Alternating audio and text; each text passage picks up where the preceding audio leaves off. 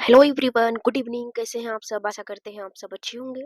तो दोस्तों, जैसा कि आप सब जानते हैं कि हम सब पढ़ रहे हैं एनसीईआरटी क्लास 9th हिस्ट्री का। इसमें हम पढ़ रहे हैं फ्रांसीसी क्रांति। फ्रांसीसी क्रांति के बारे में पार्ट 1 हम पहले से ही पढ़ चुके हैं। आज हम पढ़ेंगे पार्ट 2। पार्ट 2 के अंतर्गत हम चैप्टर नंबर 3 को पढ़ेंगे। इसमें है फ्रांस में राजतंत्र का उन्मूलन और गणतंत्र की स्थापना। तो आइए शुरू करते हैं। फ्रांस की स्थिति आने वाले वर्षों में भी तनावपूर्ण रही है। यद्यपि लुई सोलहवें ने संविधान पर हस्ताक्षर कर दिए थे, परंतु प्रसा के राजा से उसकी गुप्त वार्ता चल रही थी। फ्रांस की घटनाओं से अन्य पड़ोसी देशों के शासक भी चिंतित थे। इसलिए 1789 की गर्मियों के बाद होने वाली ऐसी घटनाओं को नियंत्रित करने के लिए इन शासकों ने सेना भेजने की योजना बना ली। लेकिन जब तक इस योजना पर अमल होता, अप्रैल 1972 में नेशनल असेंबली ने प्रसा एवं ऑस्ट्रिया के विरुद्ध युद्ध की घोषणा का प्रस्ताव पारित कर दिया था। प्रांतों से हजारों स्वयंसेवी सेना में भर्ती होने के लिए जमा होने लगे थे। उन्होंने इस युद्ध को यूरोपीय राजाओं और कुलीनों के विरुद्ध जनता की जंग के रूप में ले लिया था।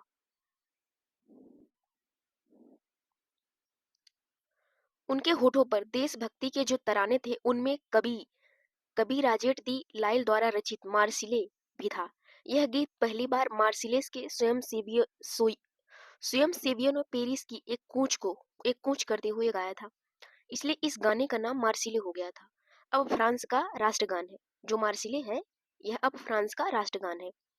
क्रांतिकारी युद्धों से जनता को भारी क्षति एवं आर्थिक कठिनाइयां झेलनी पड़ी। पुरुषों के मोर्चे पर चले जाने के बाद घर परिवार और रोजी रोटी की जिम्मेदारी औरतों के कंधे पर आ पड़ी थी। देश की आबादी के एक बड़े हिस्से को ऐसा लगता था कि क्रांति के सिलसिलों को आगे बढ़ाने की जरूरत है, क्योंकि 1791 के संविधान से सिर्फ अमीरों को ही राजनीतिक अधिकार प्राप्त हुए थे। लेकिन राजनीतिक क्लबों में अड्डे जमाकर सरकारी नीतियों और अपनी कार्य योजना पर बहस करते थे।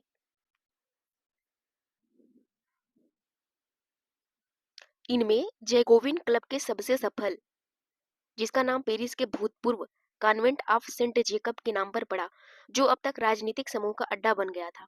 इस पूरी अवधि में महिलाएं भी सक्रिय थीं। उन्होंने भी अपने अपने क्लब बना लिए। इस अध्याय के खंड 4 में आप इनके बारे में और अधिक जानेंगे।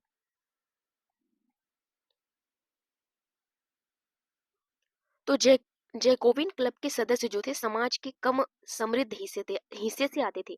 इनमें छोटे दुकानदार, कारीगर, जूता बनाने वाले, पेस्ट्री बनाने वाले और घाड़ी साज छपाई करने वाले और नौकर व दिहाड़ी मजदूर शामिल थे।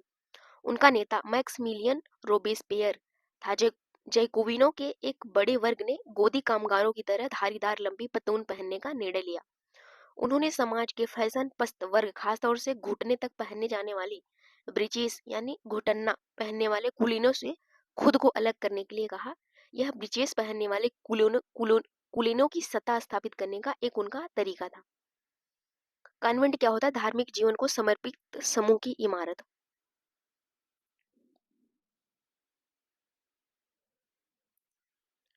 यहाँ पे देखिए एक चित्र दिया गया है। चित्र संख्या 10, नानी वाले लिबर्टी, स्वतंत्रता। यह महिला कलाकार द्वारा रचित दुर्लभ चित्रों में से एक है। क्रांतिकारी घटनाक्रम के बाद महिलाओं के लिए संभव हो गया था कि वे स्थापित चित्रकारों के साथ प्रशिक्षण प्राप्त कर सके और हर 2 साल में लगने वाले सैलॉन नामक नुमाइश में अपने चित्रों को प्रदर्शित कर सके। यह तस्वीर स्वतंत्रता का नारी रूपक है, अर्थात नारी आकृति स्वतंत्रता का प्रतीक है।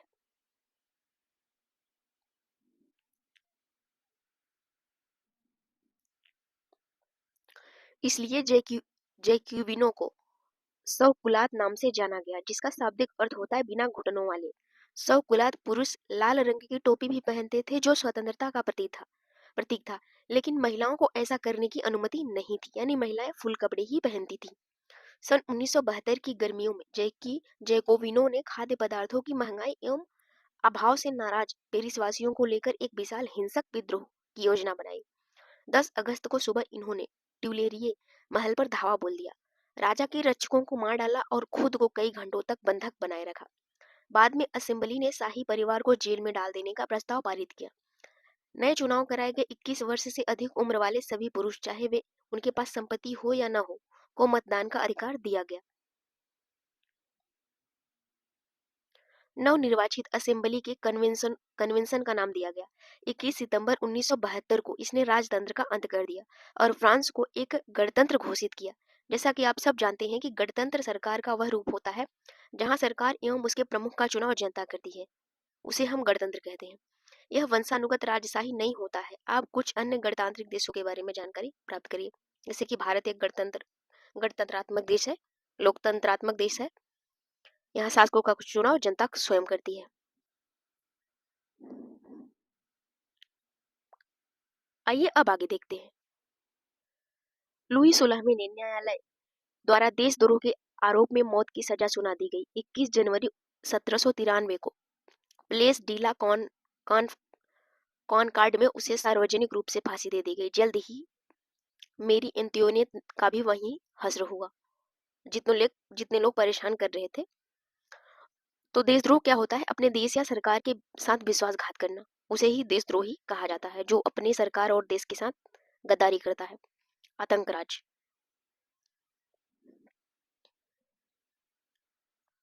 आतंकराज आतंकराज सन 1793 से 94 तक के काल को आतंक का युग कहा जाता है।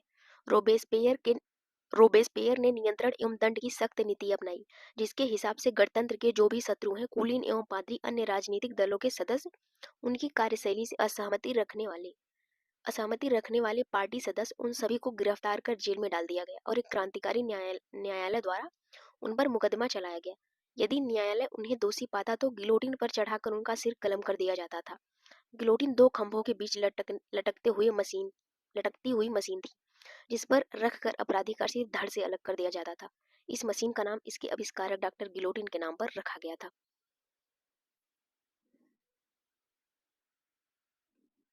रोबेस्पियर सरकार रोबेस्पियर सरकार ने कानून बनाकर मजदूरी एवं कीमतों की अधिकतम सीमा तय कर दी। गोश्त एवं पावरोटी की राशनिंग कर दी गई।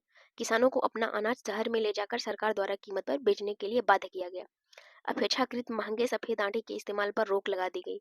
सभी नागरिकों के लिए साबुत गेहूं से बनी और बराबरी का प्रतीक माने जाने वाली समता रोटी खाना अनिवार्य कर दिया गया। बोलचाल और संबोधन में भी बराबरी का आचार व्यवहार लागू करने की कोशिश की गई। परंपरागत मानस्यूर महाशय एवं मदाम महोदया के स्थान पर अब सभी फ्रांसीसी पुरुष एवं महिलाओं को सितोयेन यानी नागरिक एवं सितोयेन नागरिका के नाम से संबोधित किया जाने लगा। चर्चों को बंद कर दिया गया और उनके भवनों को बैरक या दफ्तर बना दिया गया।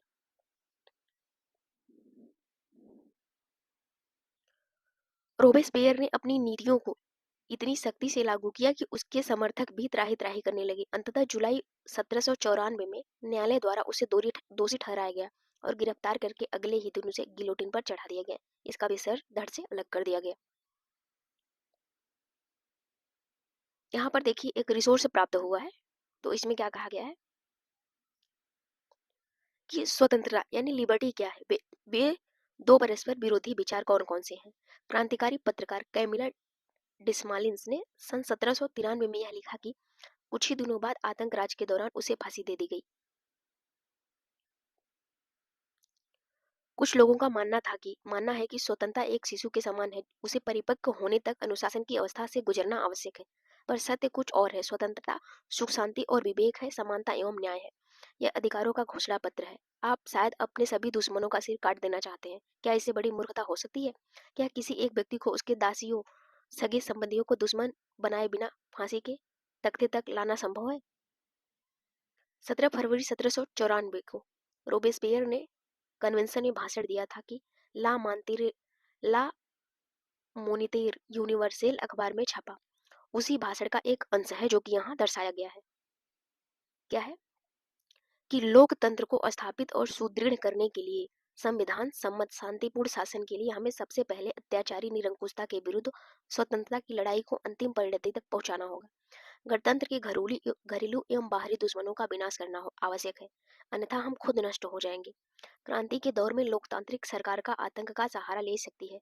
आतंक बस कठोर तुरंता और अनम्य न्याय है,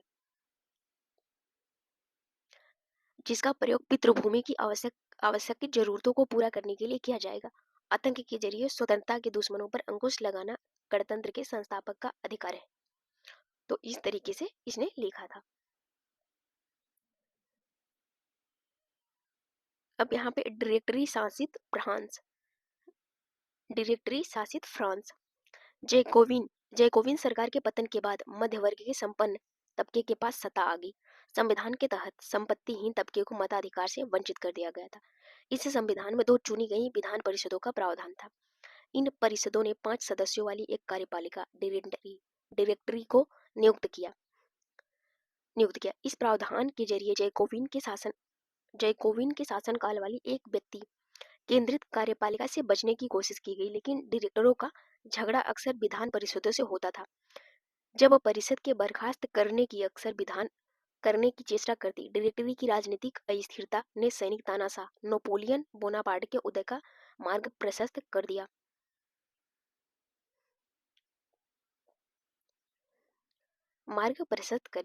सरकार के स्वरूप में इन सभी परिवर्तनों के दौरान स्वतंत्रता, विधि सम्मत समानता और बंधुत्व प्रेरक आदर्श बने।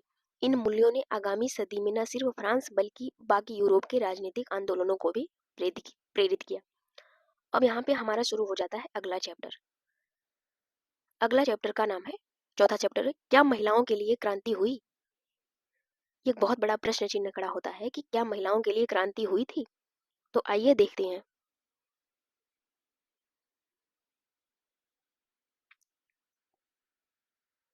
यहाँ पे देखिए एक चित्र है, वर्साई की ओर से कूच करती हुई पेरिस की औरतें। तो जाहिर सी बात है कि क्रांति में इनका भी योगदान बढ़ चढ़कर था।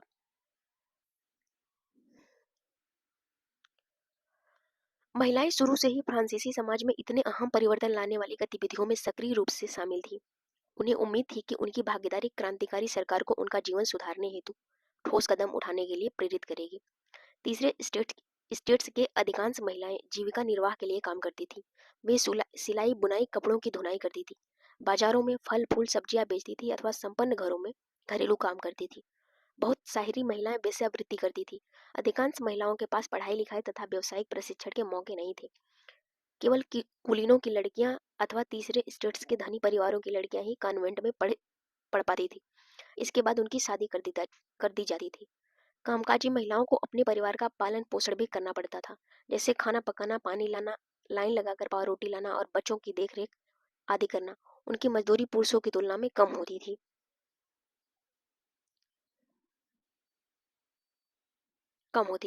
महिलाओं ने अपने हितों की हिमायत करने के लिए, उन पर चर्चा करने के लिए खुद के राजनीतिक क्लब शुरू किए और अखबार निकाले। फ्रांस के विभिन्न नगरों में महिलाओं के लगभग 60 क्लब अस्तित्व में आए। उनमें से एक सबसे इम्पोर्टेंट था the society of revolutionary and Republican women. सबसे जो सबसे मशहूर क्लब था। उनकी एक सख्त मांग यह थी कि महिलाओं को पुरुषों के समान राजनीतिक अधिकार प्राप्त होने चाहिए। महिलाओं ने इस बात से निराशा हुई कि 1791 में संविधान ने उन्हें निष्क्रिय नागरिक का दर्जा दिया था। महिलाओं ने मताधिकार, असेंबली के लिए चुने जाने वाले राजनीतिक पदों की मांग रखी। उनका मानना था कि तभी नई सरकार में उनके हितों का प्रतिनिधित्व हो पाएगा।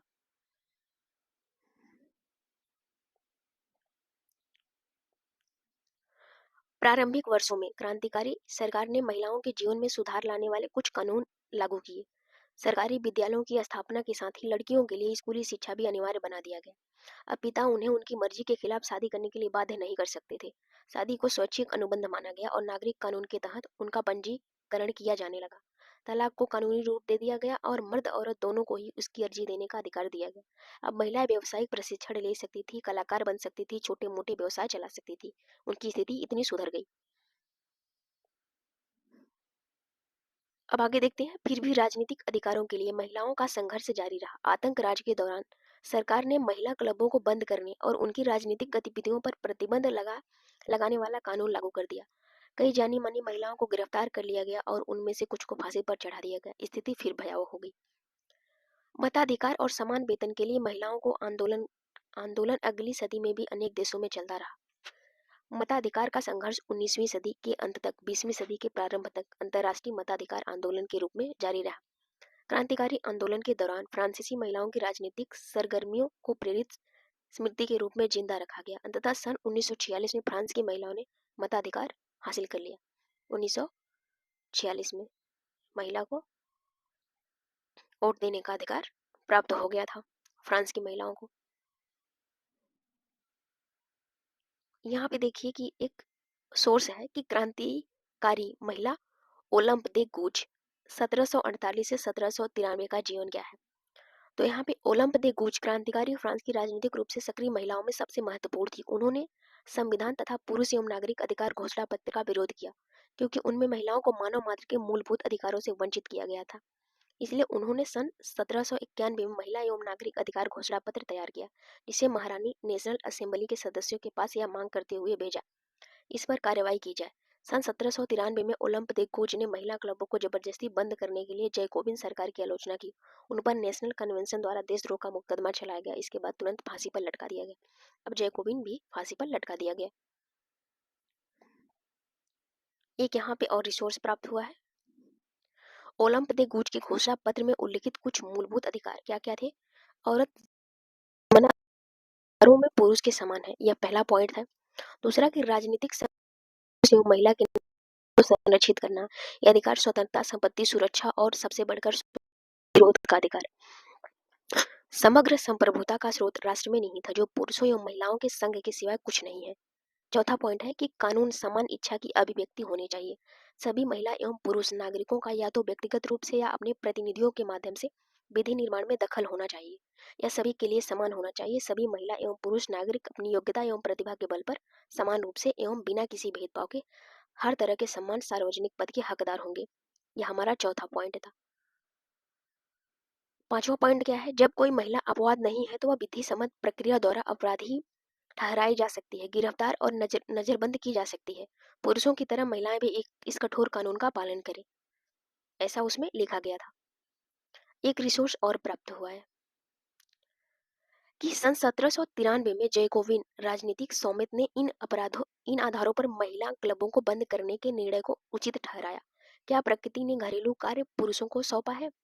क्या प्रकृति ने बच्चों को दूध पिलाने के लिए हमें स्वतंत्रता दी है, हमें स्तन दिए? नहीं। प्रकृति ने पुरुष से कहा कि पुरुष बनो, शिकार करो, कृषि राजनीतिक कर्तव्य यह तुम्हारा साम्राज्य है। प्रकृति ने महिला से कहा स्त्री बनो, गृहस्थी के काम, मातृत्व के सुखद दायित्व यही तुम्हारा कार्य है। पुरुष बनने की इच्छा रखने वाली महिलाएं निर्लज है, क्या जिम्मेदारियां उचित का बंटवारा। अब यहाँ पर देखते हैं अगला चैप्टर है कि दास प्रथा का उन्मूलन, यानी कि दास प्रथा का उन्मूलन कैसे हुआ। चैप्टर नंबर 5, दास प्रथा का उन्मूलन कैसे हुआ।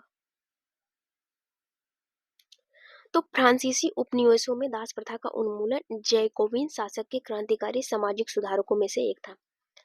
कैरेबियाई उपनिवेश मार्टिनिक यानी गोडेलोप और सैन डोमिंगो तंबाकू, नील और चीनी एवं कॉफी जैसी वस्तुओं के महत्वपूर्ण आपूर्तिकर्ता थे। अपरिचित एवं दूर देश जाने वाले काम करने के प्रति यूरोपियों की अनिच्छा का मतलब था कि बागानों में श्रम की कमी है। इस कमी को यूरोप, अफ्रीकन एवं अमेरिका के बीच त्रिकोणीय दास व्यापार द्वारा पूरा किया गया। दास व्यापार दास व्यापार जो था वह 17वीं शताब्दी में शुरू हुआ। फ्रांसीसी सौदागर बोर्दे एवं नान्ते बंदरगाह से अफ्रीका तट पर जहाज से ले जाते थे, जहां वे स्थानीय सरदारों में दास खरीदते थे और दासों को दागकर एवं हथकड़ियां डालकर अटलांटिक महासागर के पार कैरेबियाई देशों तक 3 माह की लंबी समुद्री यात्रा के लिए जहाजों में ठूस दिया जाता था।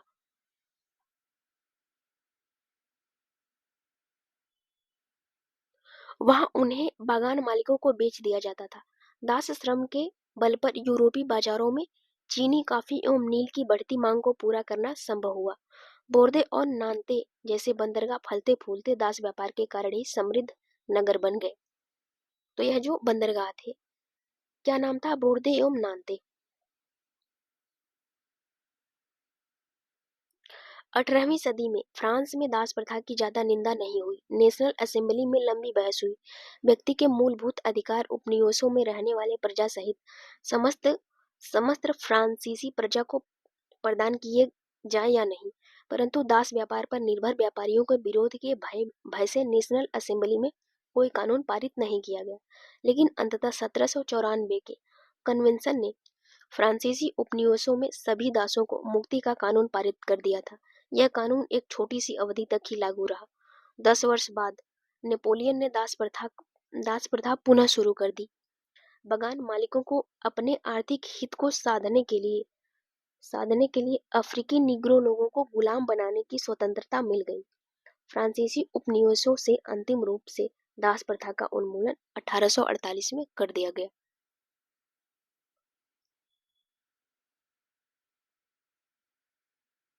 दास मुक्ति। दास मुक्ति यहाँ चित्र दिया गया है, दासों की मुक्ति से संबंधित। यहाँ पे देखिए नए शब्द कौन है, निग्रो।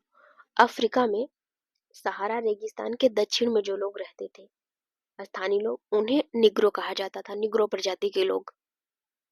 और यह अपमानजनक शब्द है, निग्रो जो है यह अपमानजनक शब्द है, प्राय इसका उपयोग नहीं किया जाना चाहिए या फिर नहीं किया जाता है। अब अगला चैप्टर है कि क्रांति और रोजाना जिंदगी, यानी क्रांति के बाद रोजाना जिंदगी कैसी हो गई। Chapter number 6। तो आइए देखते हैं। क्या राजनीति क्या राजनीति लोगों का पहनावा, उनकी बोलचाल अथवा उनके द्वारा पढ़ी जाने वाली पुस्तकों को बदल सकती है। सन 1789 के बाद के वर्षों में फ्रांस के पुरुषों, महिलाओं एवं बच्चों के जीवन में ऐसे अनेक परिवर्तन आए। क्रांतिकारी सरकारों एवं बच्चों के जीवन में ऐसे अनेक परिवर्तन आए। क्रांतिकारी सरकारों ने कानून बनाकर स्वतंत्रता एवं समानता के आदर्शों को रोजाना जिंदगी में उतारने का प्रयास किया, तो स्थिति बेहतर हो चुकी थी। बास्तिल के विध्वंस के बाद 1789 की गर्मियों में जो सबसे महत्वपूर्ण कानून अस्तित्व में आया था, सेंसरशिप की समाप्ति, यानी सेंसरशिप को समाप्त कर दिया गया था। प्राचीन राजतंत्र के समस्त तमाम लिखित सामग्री और सांस्कृतिक गतिविधियों, किताब, अखबार, नाटक को राजा के सेंसर अधिकारों द्वारा पास किए जाने के बाद ही प्रकाशित किया गया था, यानी मंचित किया जा सकता है। परंतु अब अधिकारों के घोषणा पत्र ने भाषण एवं अभिव्यक्ति की स्वतंत्रता को नैसर्गिक अधिकार की घोषणा कर दिया गया था। परिणाम स्वरूप फ्रांस के शहरों में अखबारों, पर्ची, पुस्तकों एवं छपी हुई तस्वीरों की बाढ़ आ गई थी। वहां से तेजी से गांव देहात जा पहुंची थी। उनमें फ्रांस में घट रही घटनाओं एवं परिवर्तनों का ब्यौरा और उन पर टिप्पणी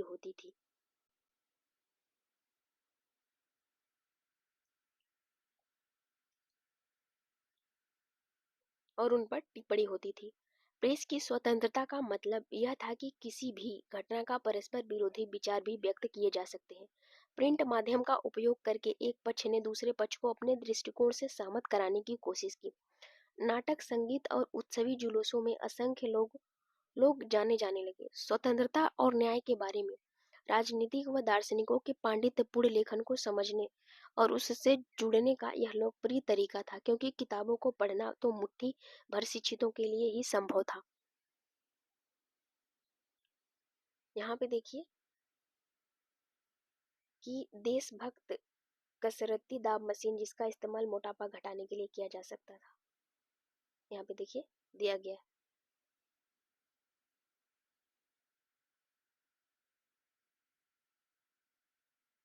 यहाँ पे देखिए कि मरा जनता को संबोधित करते हुए लुई लियोपोल्ड बाइली द्वारा लिया गया चित्र था।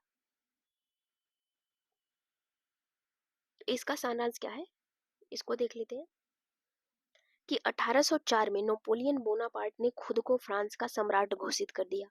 उसने पड़ोस के यूरोपीय देशों की विजय यात्रा शुरू की।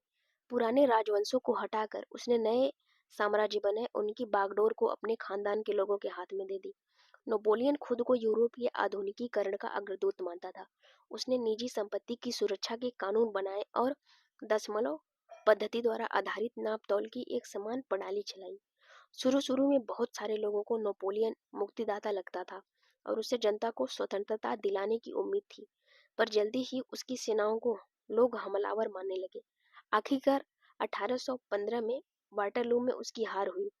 यूरोप के बाकी हिस्सों में मुक्ति और आधुनिक कानूनों को फैलाने वाले उसके क्रांतिकारी उपायों को अक्सर उसकी मृत्यु से काफी बाद सामने आया।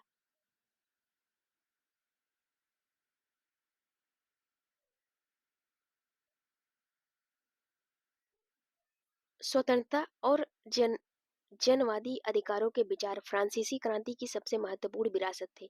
ये विचार 19वीं सदी में फ्रांस से निकलकर बाकी यूरोप में फैले। इनके कारण वह सामंती व्यवस्था का नाश हुआ। औपनिवेशिक समाजों में संप्रभु राष्ट्र की स्थापना के अपने आंदोलनों में दासता से मुक्ति के विचार को नई परिभाषा दी गई। टीपू सुल्तान और राजा राम मोहन राय क्रांतिकारी फ्रांस में उपजे विचारों से प्रेरणा लेने वाले दो ठोस उदाहरण थे। एक थे राजा राम मोहन राय, दूसरा टीपू सुल्तान। यह फ्रांसीसी से जो क्रांतिकारी विचार थे उसकी प्रेरणा लिए थे। तो अब हम मिलते हैं अगले पार्ट में। तो अपने दोस्तों को शेयर भी कर दें और चैनल को सब्सक्राइब कर दें। अब मिलते हैं अगले पार्ट में। Thank you so much.